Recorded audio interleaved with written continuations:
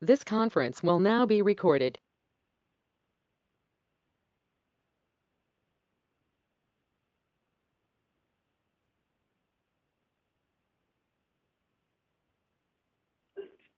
There we are. Thank you. Good morning. Welcome to the January Isicsb board meeting. I'd like to call the meeting to order, and Holly, would you please do roll call?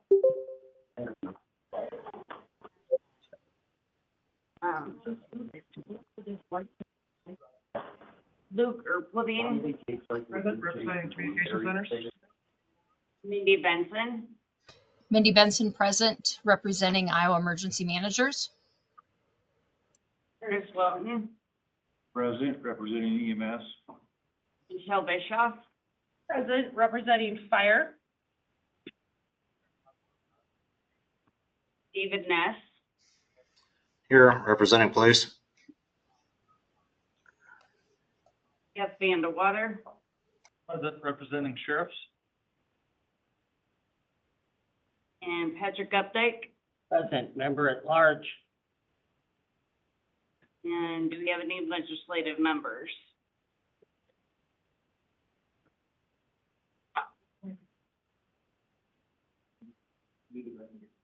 Great, thank you all for taking time for our meeting this morning. I will entertain a motion to approve today's agenda.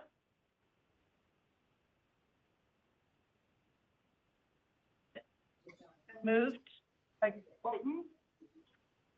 Second by Benson. It's been moved in second. All those in favor signify by saying aye. Aye. Motion carries. I'll entertain a motion to approve the meeting minutes from December 12th. Ness moves. It's been moved. Is there a second? Vandewater. As a motion and a second, all those in favor of approving the minutes from the December 12th meeting signify by saying aye. Aye. Motion carries. That brings us to the SWIC report. SWIC Nichols. Thank you, Chair Bischoff. I hope everyone had a Merry Christmas. I'm really looking forward to 2025. We do have quite the lineup of events already on the calendar for this group. ComL, Communications Unit Leader, will take place April 1st through the 4th in Council Bluffs. Put that on your calendar. ICS 300 is a prerequisite, which is normally an in-person class. So ensure you have that checked if you want to sign up for that course. I am reminding people that registration is a two-step process. That will include the job form from the Isicsb or the SWIC's office. That will be live very shortly, hopefully today, if not early next week. And then once you have that filled out and I've vetted your prerequisites, you'll get a coupon code in your email and have to register through the FEMA website as well. There'll be a communications via email with the course documents also much closer to that course date in April. If you have any questions, please reach out to me. And then just so you're aware, Steve Warren is that state training officer. So those emails are legitimate, but if you do have any questions, please let me know. We also have been approved for that ComT state-sponsored communications unit technician course. That will happen probably later in the spring, sometime in April or May. We don't necessarily have specific dates yet. That is a week-long course. If you're interested, just be aware that will be happening. A tri-state COMEX has been approved. That is June 12th for the tabletop and September 19th for the functional exercise, being held in Dubuque alongside Wisconsin and Illinois will be involved in that.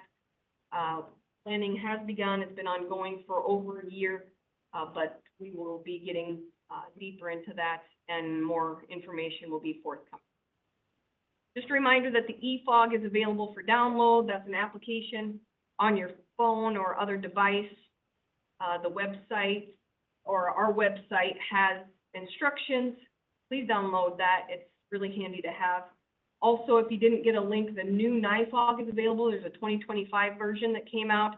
It's not available in the e-version that I have seen yet, but there's a web page and a web link to it.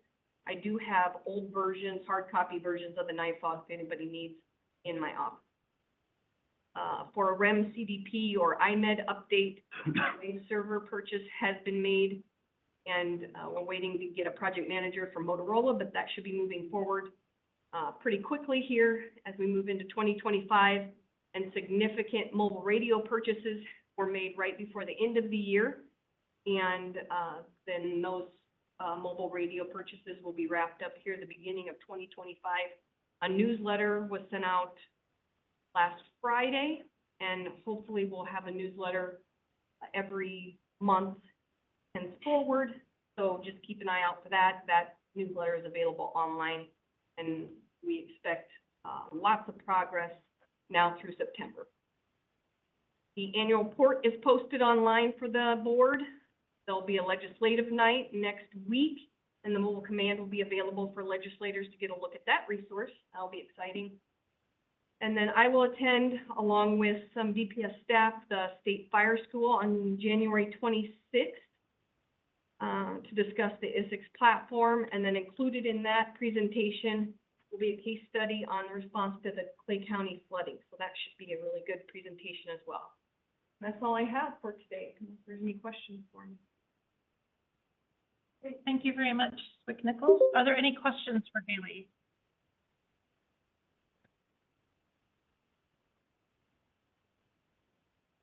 That brings us to the 911 Council Report. Program Manager DeRushi. Hi, thank you. Can you hear me? Yes, I can. All right. Just real quick from the 911 program perspective, during the 911 Council meeting held just before the Isicsb meeting today, we did have a presentation from Department of Management regarding your local 911 budget and budget process and rules surrounding that. So if you are involved in that at the local level, I would encourage you to go back and watch that video. We do record all of the 911 Council meetings and post them on YouTube to watch after the fact. So just encourage you to view that if you are involved in 911 budgets at the local level. The only other thing I have is we did extend the online training management system that we have out through the end of the fiscal year. So if you remember, last year we procured this online system for training that is available to all PSAPs in the state, all telecommunicators in the state, and we just extended that out with the training dollars that we have available. That concludes my brief. I would take any questions. Great. Are there any questions for Program Manager DeRushi?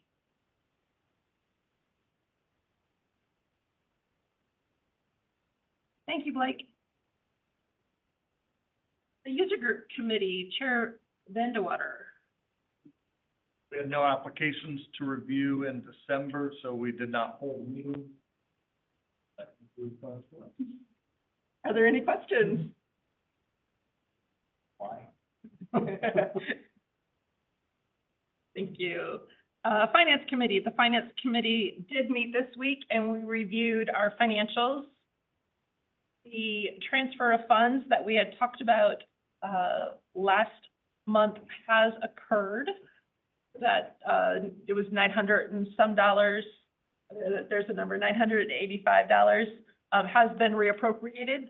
So that happened, and all of the other expenditures were in order in comparative to our previous expenses. Are there any questions regarding the financials?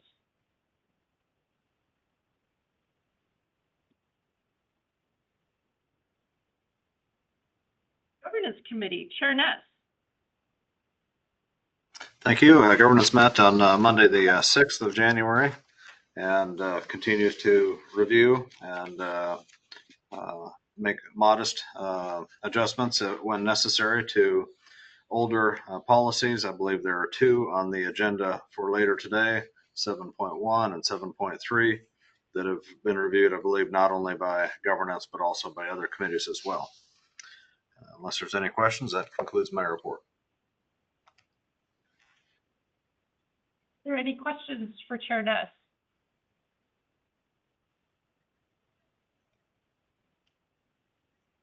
Thank you, Major. Thank you. Operations Committee, Chair Erpelding. Thank you. Our meeting fell on the New Year's holiday. We canceled that meeting due to our current workload. We feel like we're gonna be able to still meet our goals. Our next meeting is gonna be on February 5th. That is gonna conclude my short report. Excellent. Are there any questions for operations? And Chair Erpelding. Training and outreach, Chair Woden. Thank you, Chair. Pretty much, short as everybody else's. We finished some discussion on the task book sign-offs, the procedures in that. We did discuss, like, Swickley had mentioned the COM-L and COM-T classes, this tri-state exercise. I'm gonna have to refer to Haley on this. I had written a tabletop exercise on June 12th. Yeah, that's that tri-state, indices that goes along with that comment. Okay, so it's actually two of them. Yep. That concludes my report. Great, thank you so much. Are there any questions for Chair Woden?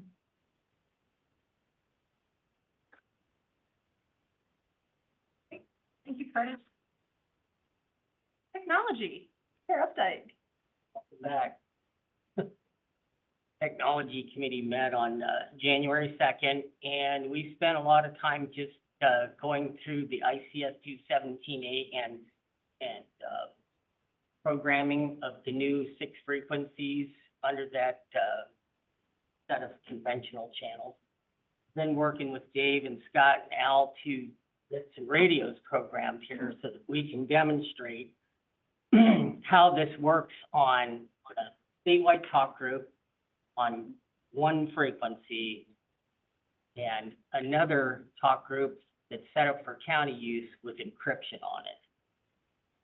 So I'll get into this, but if we can pull up that ICS 217A, there needs to be some explanation about this because there's been some confusion about whether you should program these or not, and I want to make it perfectly clear that what is on this ICS 217A is just an additional tool being placed in the toolbox of things, okay? You're not being forced to program 99 counties, 16 talk groups into your handheld.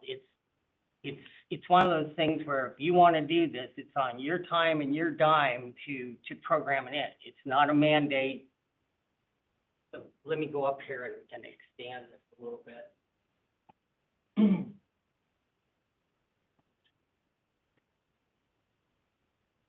So these are the 6 additional channels that were licensed. And I don't think this is the most up-to-date one, is it? What's the date in the bottom, 14th, or the November? it is. That's current? Yeah. Okay. So through the technology committee, what we decided to do was we could set up. Sorry. We could set up a statewide talk group right here, 001. If a county wanted to come in and have 16 different talk groups on one of these channels, or actually any of them for that matter, you could put C and then your county number and then 0 to F. That basically gives you 16 talk groups that you can have and still operate on this. This whole idea was born out of the discipline-specific encryption, and that's why we added it, but then we added another layer where you could do this at a county level. This isn't intended to make all the users think that they have to program 99 counties with 16 talk groups, because you probably don't even have the real estate, much less the desire. Plus, it becomes a management nightmare. So you're not being told to do this. This is just like Dallas County wants to put their county number and have 16 separate talk groups for their law enforcement and encrypt it. They can do that here on 9D. So what we did was I had our system admin set up 4 radios, and we know there's going to be a problem because of the close range of this. But what they did was they set up 4 radios. Scott and Al are gonna be on this frequency here, but they're not gonna be encrypted. They're gonna be on the statewide talk group. Dave and I, we're gonna be on the same channel, except we're gonna be on a Polk County talk group that's encrypted. We already know that because of the close range, we're probably gonna have radio defense. But I'm also gonna have them, I'm gonna have Scott now move over here to law, 8D, statewide, and Dave and I are gonna stay here on this encrypted channel. So part of it is that if you have 2 agencies that are coming in and they haven't communicated, let's say they both land on this. That's what we're gonna demonstrate first is that the Scott agency's coming in and he hasn't told the Dave agency that he's on this channel. Even though Dave's encrypted and he's on a statewide talk group, we're gonna show how it works, but then we can kind of show how it doesn't work because of the radio defense issue. And then I'll have you move off and do that, so. Ready, Dave? Radio test, 1, 2, 3, 4. So now, Scott, you call Al. That's 909, radio test. AD 45. Yeah, I'm on 90. Oh, AD 8. Yeah, that's 909, radio test, 1, 2, 3, 4, 5. So are you 8D? Okay, so you key up, I'm gonna key up, and we'll see if he hears you and Dave here. Are we on 9 or 8? Stay on 8. That's 1, 2, 3, 4, 5. 5, 3, 2, 1. That part works, and that's great, that's. That's how I heard you, not them, because it desensed.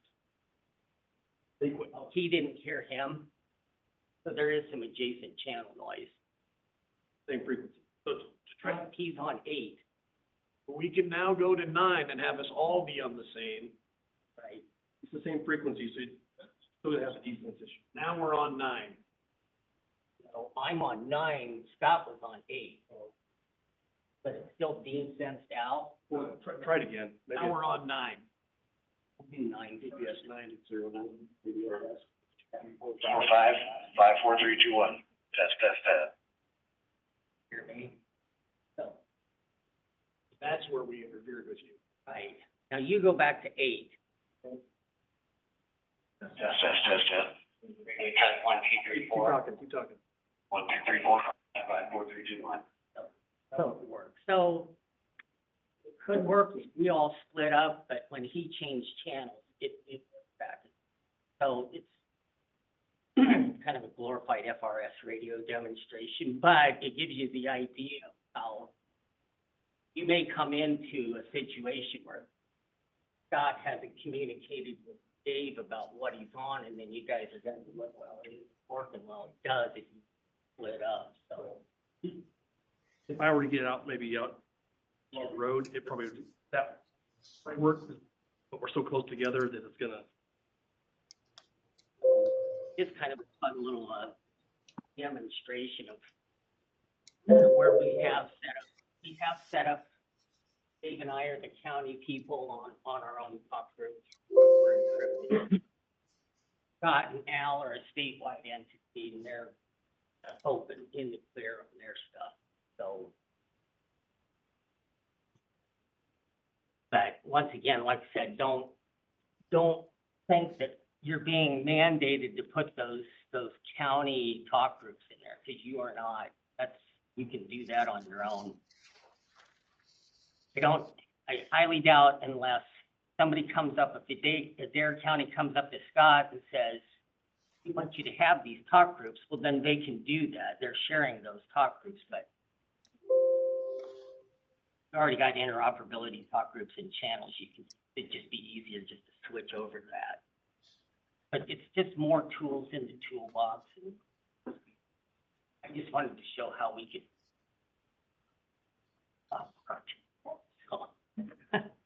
Fantastic. there any questions regarding the demonstration?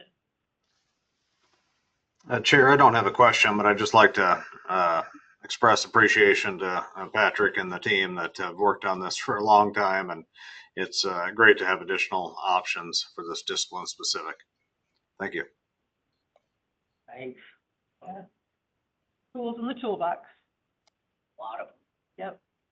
Well, we're such a diverse group, and the needs are so diverse to have options is a good thing to meet your operational needs. So if you ever have questions about how would be best, the operations or the technology committee would be happy to provide some guidance. Reach out through Haley Nichols, the SWIC, and we can get you to the appropriate resources to help solve whatever communication problems you have. That's part of our role. So just reach out. Do you have anything else? Haley, our SWIC, has advised me that I got 7 standards/policies I gotta review here, so I'll take any prayers that you have. That's it. Great. Thank you, Patrick. Are there any questions for the technology committee? And I echo Chair Ness's. Thank you very much for not only your work, but I know the other committees were involved in that discipline-specific encryption. It was a challenging exercise to work through as to what the best solution would be. So appreciate and applaud all of your efforts. FirstNet Broadband Subcommittee, Chair Benson. Thank you, Madam Chair. We have not met yet this month. Our FirstNet Broadband Subcommittee will meet next week on Tuesday, the 14th at 9 a.m. During that meeting, we will meet with our AT&T partners, and they will give us a presentation on 5G. So if anybody's interested, please let Holly or myself know. We'll get you added to that email distribution list. And we did not have any action items during the last meeting. During this meeting, a little further down in our business, we will have our AT&T partners give their brief outs. But other than that, I'll take any questions if anybody has any. Are there any questions for the FirstNet Broadband Subcommittee? Thank you, Mindy. Thank you. That brings us to other reports and information sharing among board members. Does anyone have information that they would like to share with the other members of the board? I have one thing to share. Yeah, go ahead. There was an announcement that the condition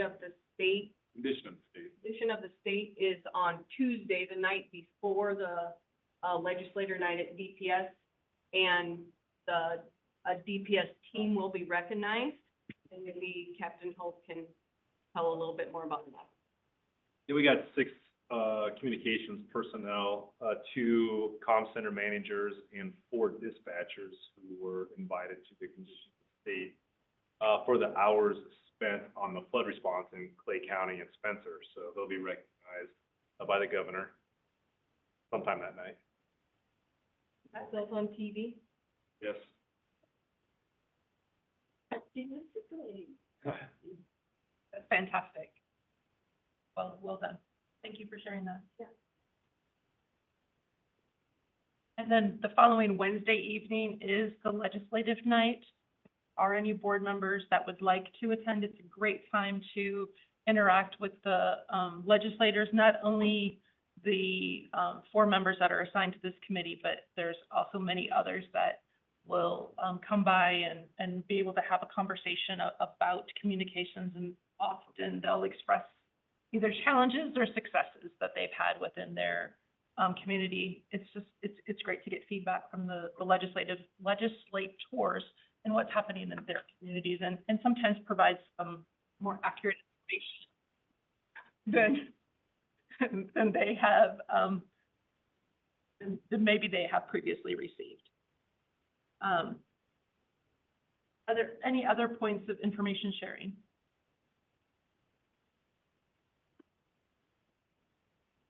That brings us to the system admin, Matt Richardson. Thank you, Chair. Since our last meeting, we have completed the Astro system upgrade, and Isix is now running on Astro System 2022.1. Upon that completion, there were a few glitches during the upgrade, one of which included some sites, both dispatch and RF, that did not roll over to the Zone 2 when the DSR switchover happened. That was determined to have been a core router programming issue. That programming issue has been corrected, and those issues are resolved. Those sites were then tested and do roll over to Zone 2 DSR correctly now. Other than that, DPS, we did have an issue with a couple of our system management tools not connecting. That was resolved with a switch reboot on our side, and then there was an SDM issue at the story site, and that is a piece of alarm reporting hardware. That unit was swapped out. That is operating. On other maintenance related issues, Swingle site has a tower light beacon that needs to be replaced. NOTAM has been opened on that, and the beacon replacement is to be scheduled. And other than that, I've got numbers from December of 2024. Our radios currently stand at 42,065 radios. Talk rooms are 3,547.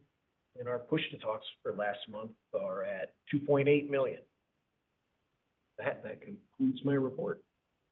Are there any questions for the system admin? Thank you, Scott. The First Net Authority, Tom Lampy reached out to me this morning stating that he would be unable to attend today's meeting due to it being a national holiday for the burial services and funeral for former President Jimmy Carter. Blake, I'm sorry, Bart Blank, are you on the line?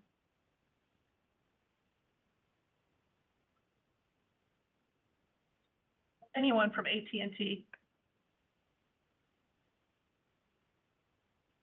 Hearing none? That brings us to the CISA update, and Chris Myers. Thank you, Chair Bischoff. Appreciate the time today, and good morning to the board. So a couple of things popping up this month that are noteworthy once again, but we're going to start off with a CISA project that has essentially reached conclusion.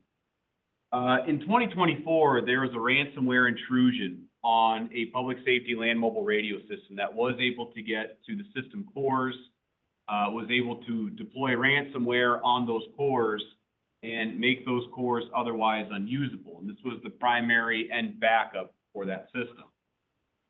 We did assist during that response along with other partners to help the county through various stages of that, and this after action review was a part of the final part of that assistance. While most of the information in that report is private to the county and the state that responded, there are several key lessons from that response that the county and state have graciously agreed to work with us on to make them shareable in various mediums. And this is intended to help benefit large and small radio systems that are used for public safety to help them understand not only what they encountered, but if they were ever to be presented with similar circumstances, how they could respond, adapt, and eventually overcome whatever that intrusion may look like. Key lessons from the response do include how the county coordinated with its local agencies that it dispatched for, that it typically mutual aids with, and also the state, their contracted vendors, the manufacturers, and federal agencies. It also has some pretty good steps on the ones the county took to facilitate recovery in under 10 days. And for those of you that are familiar with large radio systems, a recovery in under 10 days for something massive like that is pretty significant as far as how little time it actually took to get things put back together. There's also recommendations in that report on how to assess their networks for additional vulnerabilities, both present and in the future. And it also outlines potential avenues for improvement with suggestions and various types of ideas on things that they could do in the future to make sure that their risk profile is smaller going forward. Now, all that being said, a lot of that information in that report is limited to just the county for obvious reasons. However, once we get to the point where that information is shareable with the blessing of the county and the state that we're working with, that will be made available in various forms and mediums. Feel free to reach out to me as the next couple of months progress to do a check-in on that and potentially see if there's anything we can do to help facilitate the delivery of some of those lessons learned. Now, that being said, in the meantime, I do want to revisit a guide that was released recently that you got some word on last month. So on the next slide, you're going to see something you saw previously. It is our guide to protect communications infrastructure. This guide does talk about best practices on how to handle things for the People's Republic of China. And if we can get the slide advanced, that'll bring that back up. Thank you. This guide, again, it's been out for a while, but it does talk about steps that you can take to secure your major communications networks from threat actors that may be state-sponsored. And threat-sponsored state actors are very difficult to limit as far as what they can do to a system and how they can gain access to it. The information in here does talk about reducing vulnerabilities and also how to identify when those threat actors may get onto your system. Two links there. One specifically covers the People's Republic of China, and the bottom one is a direct link to this guide. It is a good read, and it is at the TLP clear level, so you can share this pretty far and wide with all your agency partners. If you want a more distilled version of that, on the next slide, we have our guide that talks about mobile communications best practices. This also discusses state-sponsored actors such as the People's Republic of China, and it also talks about highly targeted individuals who would be of interest to these groups who likely possess key information that they would want to acquire.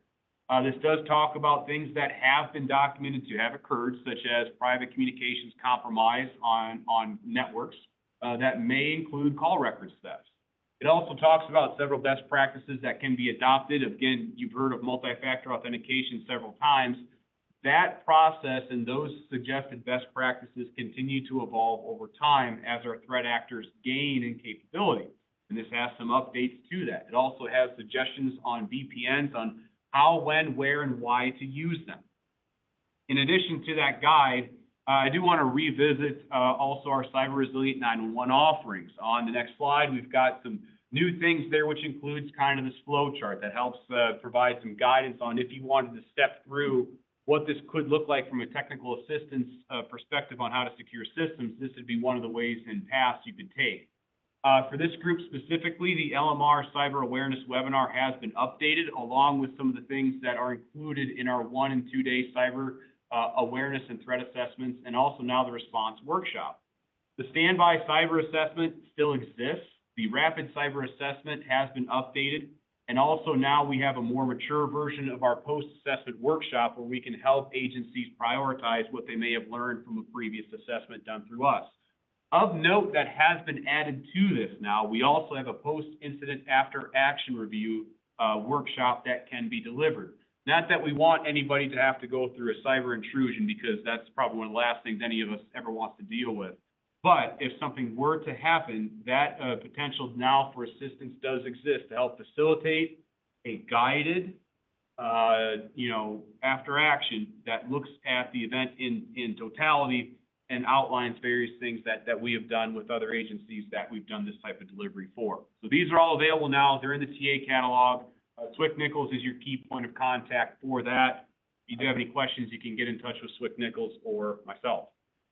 On the last slide, quick regional update. The big thing taking place right now is scoping calls for all the TA requests that came in during the month of October. With the flood of requests and flood of approvals, now scoping calls will take the majority of our time for the next month or so. But course announcements will be coming out soon, not only from within your state, as Swick Nichols alluded to, but other states. A regional area of note in that Kansas City is host to the 2026 World Cup. They are going through their planning processes now, and that does include training. The city has graciously agreed to open up training that they are bringing in for World Cup to outside agencies, especially the communications related ones. So the moral of the story here is that if you have to miss a course, there may be a second chance to take it in Kansas City. Travel and other related expenses for personnel would be on the agencies that's sending the personnel to the training. However, there are additional opportunities available in addition to the ones that will be brought to the state of Iowa. That is my report for the month. Chair Bischoff, I can go ahead and take any questions. Thank you very much. Are there any questions for Chris Myers?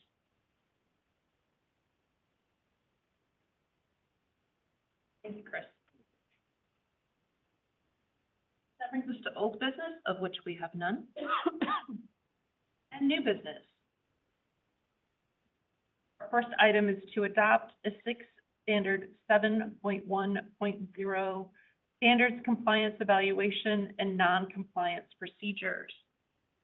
Swick Nichols or Chair Ness, just an overview of the updates here. Can step in.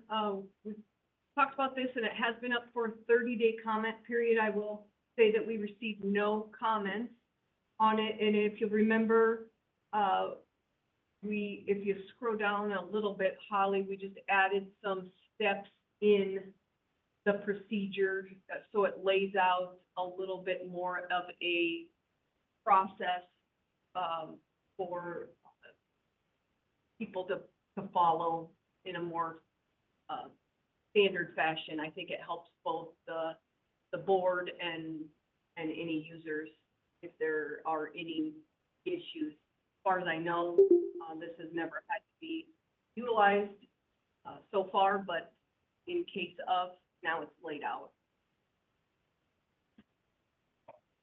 And thank you. And with that, a brief explanation of the updates, I would entertain a motion. So moved, Ness. Any Wilton's the second. So I have a motion and a second to adopt Isicsb Standard 7.1.0 as presented. All those in favor signify by saying aye. Aye. Aye. Opposed, same sign. Motion carries. Our next item is adoption of Isicsb Standard 7.3.0, the appeal process. Nichols, would you like to give an update on this one? Sure, yeah. So this is just version 2. Some changes were made. It referenced standard 7.2, which is, 7.2 was never adopted, and 7.2 essentially was 7.1 that you just adopted. The governance board determined that what should happen with 7.1 should just be laid out into adopt squishing 7.1 and the draft of 7.2 altogether. So instead of referencing 7.2, the appeal process now does not reference any specific standard. It's just the appeals process as a whole. It references no specific standards at all. And that really is the only change. It really is not substantial. This was not put up for a 30-day comment period with that change. So that's where we're at with this one. And the recommendation that I made to the governance committee and that they agreed with was that there wasn't a need for a 30-day comment period. So that's where we're at today. Okay. Thank you for the brief on that. With that, I would entertain a motion. Make motion to approve. Second.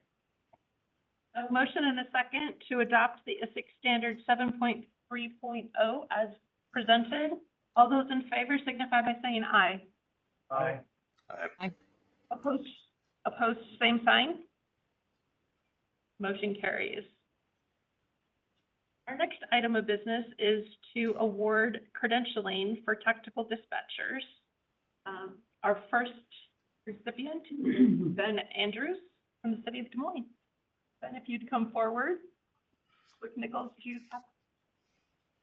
What are you doing this? Yeah. Right here? Right there. Good photo opportunity, right there. Okay, so we do have Ben Andrews from Des Moines Police Department with his INTD. Congratulations, sir.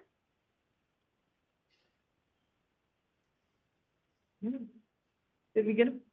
I saw this camera for a long time. I'm sure it was on purpose. Thank you very much for your hard work getting all that paperwork in yet. Thank you. Congratulations, Ben.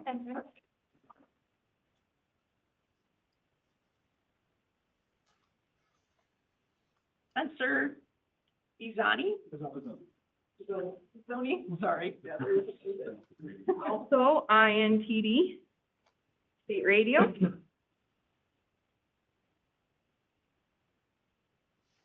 There you go. Thanks. Good job. Thank you.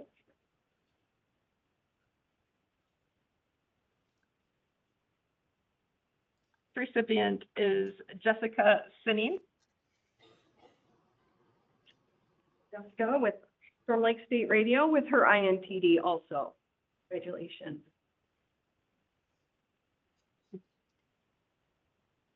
Very good.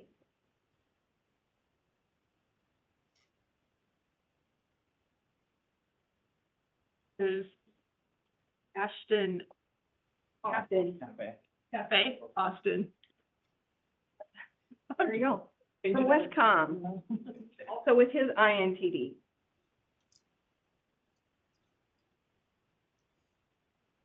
Very good. Thank you. Congratulations.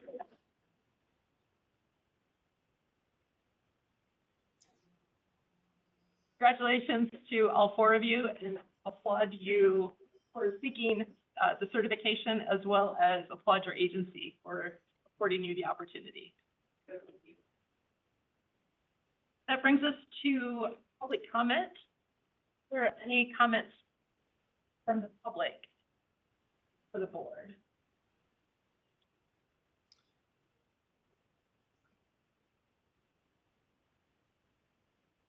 Hearing none. Chair Bischoff, this is Representative Wilburn. Yeah, hello, good morning.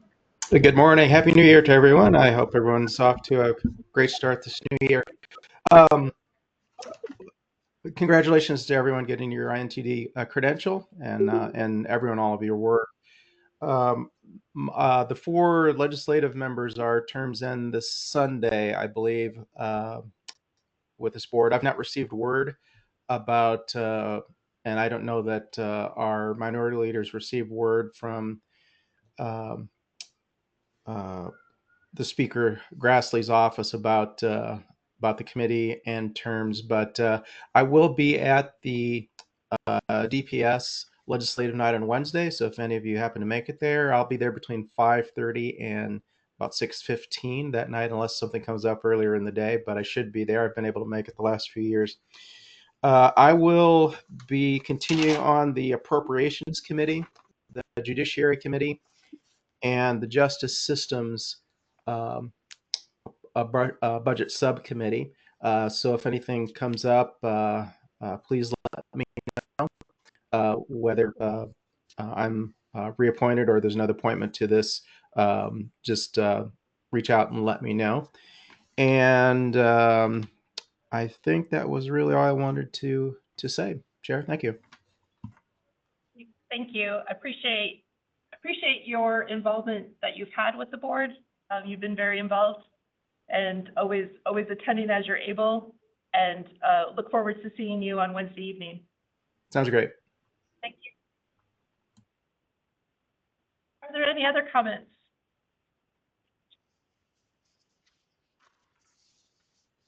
I'll entertain a motion for adjournment. Is there a second? So move.